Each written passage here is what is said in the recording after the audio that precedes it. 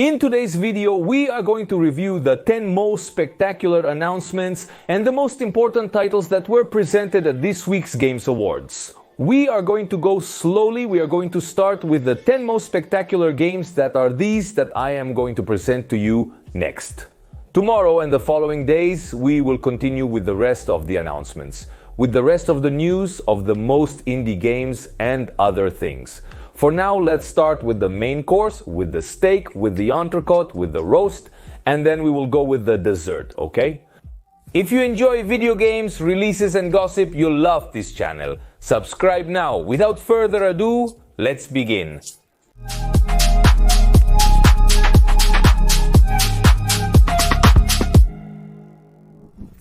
Six minutes. That's how long the trailer for the new The Witcher 4 lasted. 6 minutes of pure video game cinema and pure cinematic without gameplay, it's worth saying. This is how the new installment of The Witcher was presented, with a trailer that made several things clear about this upcoming game. First of all, indeed, the name of the video game is The Witcher 4. There were doubts about this because, as we know, this is the first game of a new trilogy and perhaps they would give it another name. But no, they opted to name it The Witcher 4, continuing with the numerical chronology of this saga. Secondly, they confirmed that Cirilla will be the protagonist of the game. By the way, as it's a new trilogy, Ciri will also be the protagonist of The Witcher 5 and The Witcher 6 titles that will follow this one. This title has been in pre-production for at least 2 years. But only in November of this year did they start working hard on the title.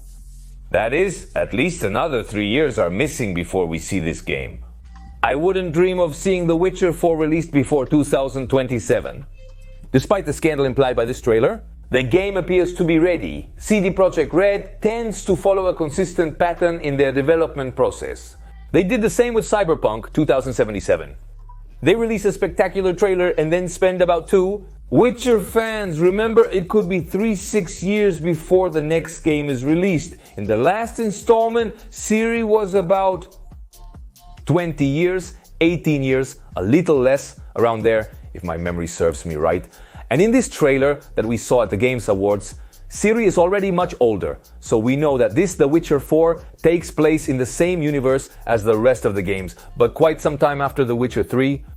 Geralt of Rivia is confirmed as a character, not only by CD Projekt Red, but also by the actor who voices the character in this game series. But it seems he will only be a secondary character, probably as Ciri's master perhaps, or wandering around there conquering women. The game's release is still far off. We still have a lot of time to talk about the title.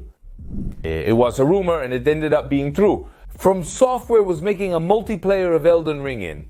And they finally presented it at the Game Awards. This is in Elden Ring Night Reign. The title is essentially a cooperative online multiplayer where up to 3 players are going to team up to survive during the night, because it seems that the game has a day and night cycle.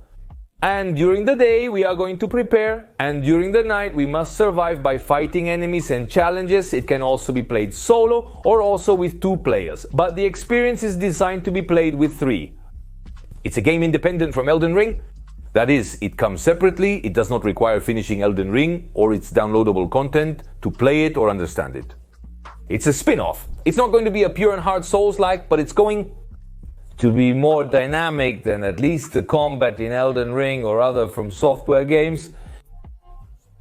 And we're going to have different preset character classes from the start for us to choose from. Different characters with their own sets of weapons, skills, armors, attacks, and so on. For now, that's all we know about this game. Later on, we will expand the information as From Software tells us more. It comes out next year, it comes out on the current and past console generation, it also comes out on PC and will only be available in digital format. Let's go with a second Soulslike, if that's okay with you. And then we'll go with another Soulslike, because we have a pretty significant Soulslike segment, and what we're dealing with right now is the first Berserker Kazan. A title with a lot of soul spirit, with quite demanding combat mechanics and a very powerful plot that puts us in the skin of a betrayed soldier who will seek revenge and who is going to ally with a kind of evil being that will possess him and revive him so that Kazan can take revenge.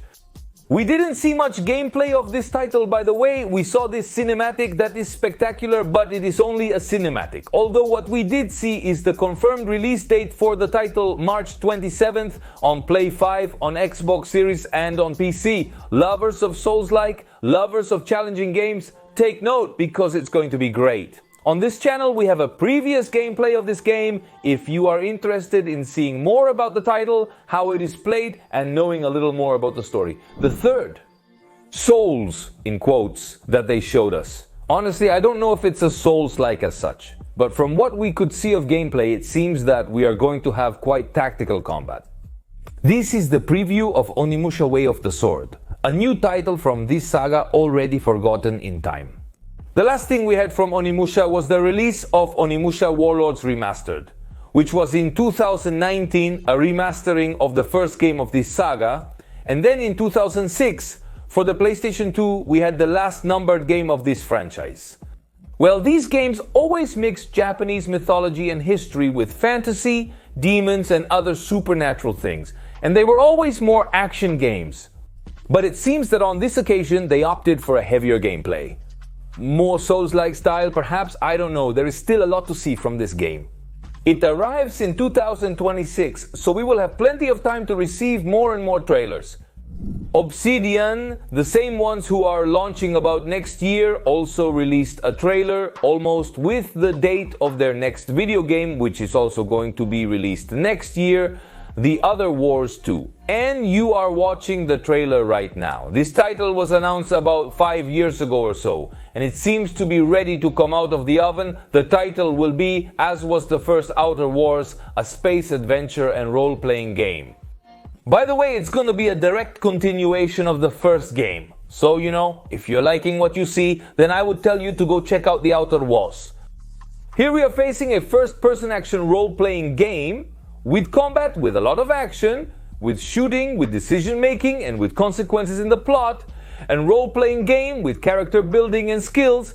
And the surprise of the night is that it's an Xbox game, day one on Game Pass, but it's also going to be released on PlayStation 5. We don't have a date, we still need more information, and when the time comes we will share more. About is the next thing from Obsidian, and About comes out in February of 2025. This title will not be released before February 2025. Not even right after About.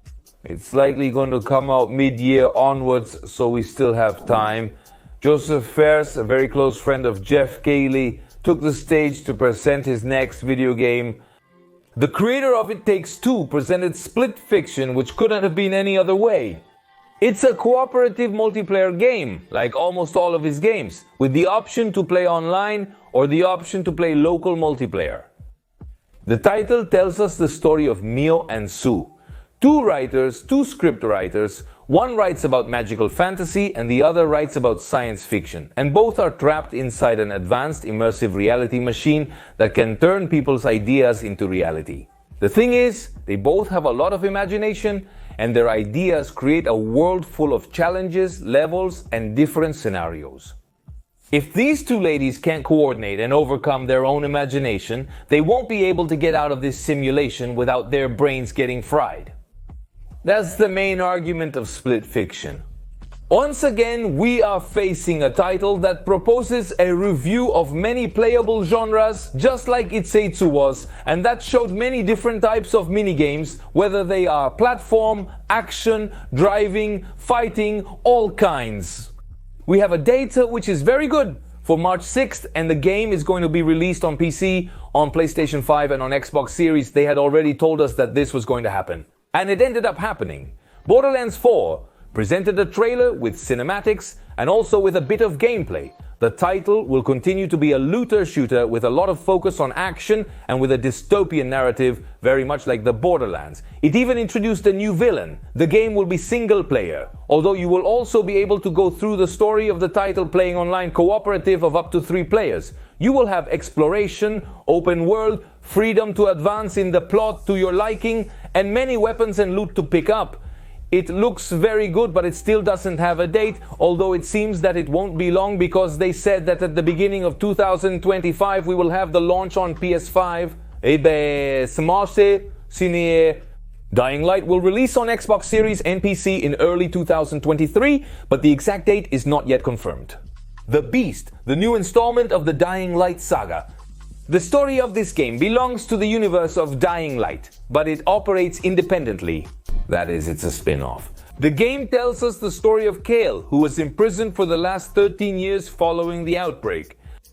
And now he's been released and will try to escape from this area, which is a kind of forest or forest reserve. That is, it's a dying light in the forest. The game will be for a single player, although you will also be able to play it cooperatively with up to 4, and anyone who bought the Ultimate Edition of Dying Light 2 will receive this content for free. At this very moment, I have 3 video games left, 3 announcements that I consider to be the most important of this event. But before continuing with the last 3 announcements, I would like to ask you, what did you think of the awards?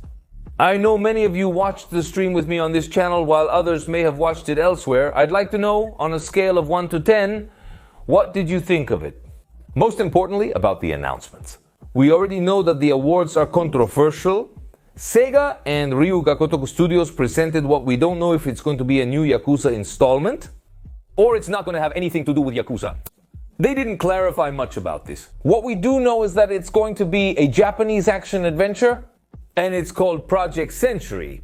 The game's title left more doubts than certainties, but we know it's an action game with brutal gameplay.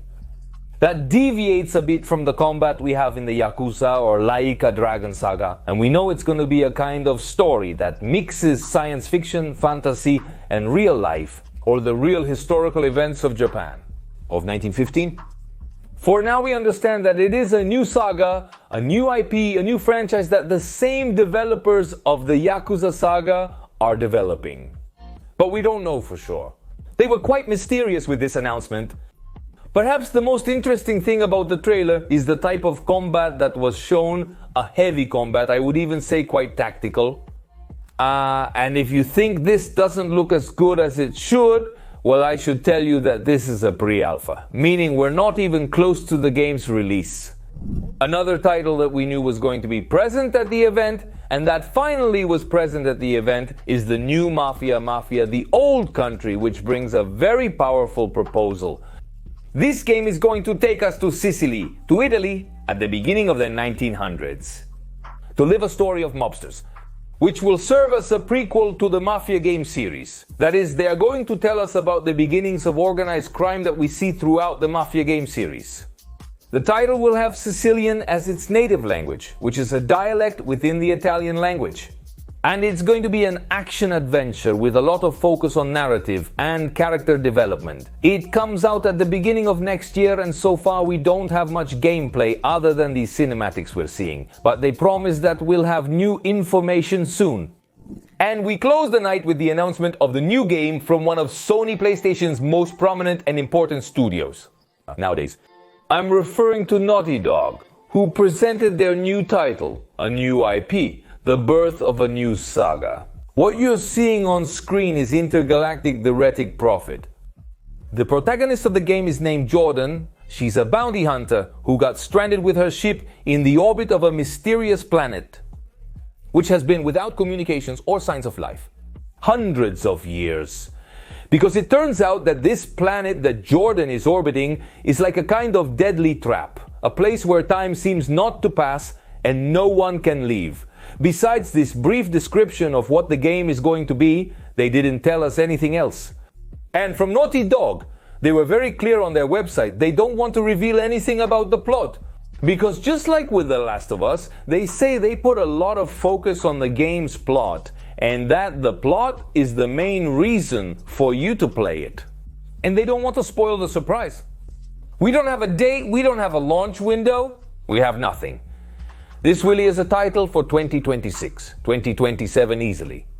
For now we know it will come out on PlayStation maybe, who knows, on PlayStation 6. The very little we could see of the title's action. It tells us that we are facing an action game, and Naughty Dog said that we have the deepest and most complex gameplay. that they have done in a video game in this title. These are the 10 announcements.